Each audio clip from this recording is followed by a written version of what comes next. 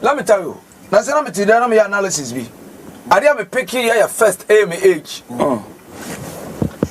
And me call online. Me run internet banking, me show me statement. Unless I mention the previous months. The current statements. Me tell na me japadi am metimi akaka, me dam pam na me kaka, me wi na me sere, na me show me age. Oh, okay. Gosh. That is important. Grofo ba ko ba manu say better now. Yes. What you say? Wonderful. But still there's a lot of fight ahead of us. We have fought a lot of battles. That's right. And you me no pe and we are see our by pebi. Cash. And you say Me no. Pebi From the Rema. Sika edin. Na amakwasia bia anka nkyere wo se. Ya ba asasi to be pay heaven. Oh Jesus, speak. Speak. Oh, yeah, me dey ato. Sit down. Asasi we so ye dey ba ha for a mission. Okay. We came here purposely on a mission. And every mission is a mandate given to you, you need to fulfill. Okay.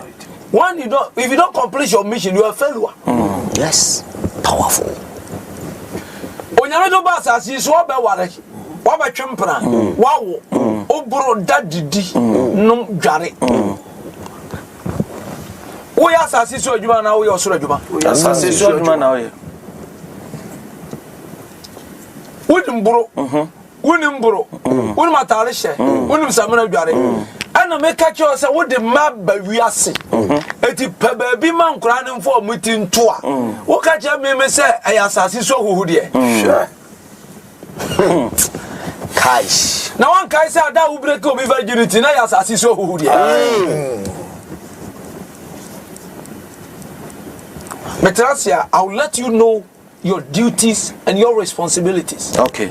Every day. Onyame asem no. E say ya no obi kan no. E dey ko share twresem. Yes. Obi si ohun se mi ko tu Bible da. Sure. Now so obi si ko tu me da. Elijah ba ko tu me. David. O ma sorry da. Eniama mienu we amaka kire wo no. Nya biansa no afiri asase so. Min guarantee nyinkire ma wo. Menim yare yakura bekum. Okay. Menim ba bia bewu ada. Ena menim adekura bekum. Na bom asase we so a onyankopɔ do ba ye no. Ade bia wo ye na asase so no ɛho nnwuma enkonta atamuo ɛna obeku. That's right. Powerful. Ose me ba. Tie ho.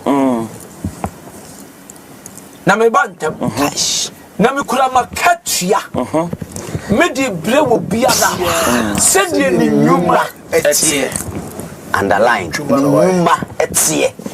Underline. Wo kwatra sorry bi. Powerful. Na wo sofo ne ka kire wo se wo no nanim asori afri nyame a sofo na wo kire wo preach no oye kraman. Direct. That's right. I am telling you. Yes. Sofo na wo kire so dem wo se wo no nanim asori afri nyame ka kire nsa me say.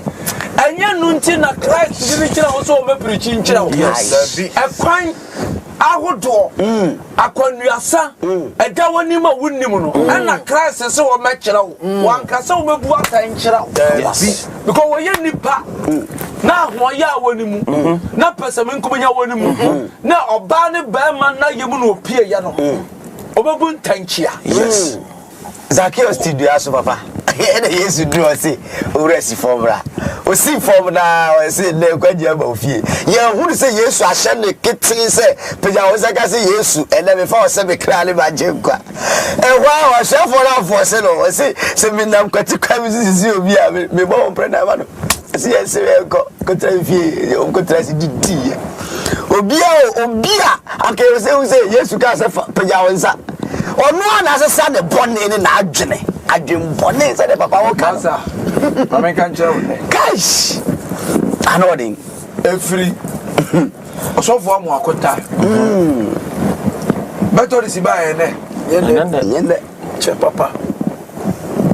Roma ba ene Assemblies of God crowd this strong charismatic move we will them enye kura